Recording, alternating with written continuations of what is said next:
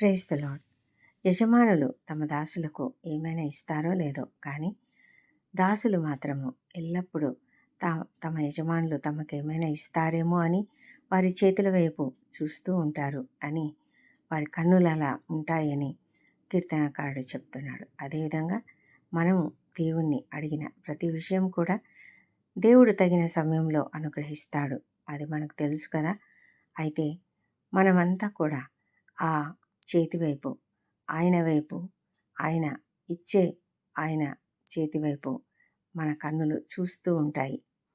అయితే తగిన సమయంలో ఆయన తప్పకుండా అనుగ్రహిస్తాడని మనం ఎంతగానో విశ్వసిస్తున్నాము. ఏదైనా మనకు ఏది అవసరమో, ఎప్పుడు అవసరమో దేవునికి బాగా తెలుసు. కాబట్టి ఆయన తప్పకుండా ఇస్తాడు. ఆయన మనల్ని కరుణించే వరకు కూడా మన కన్నులు ఆయన తట్టు చూస్తూ ఉన్నాయి.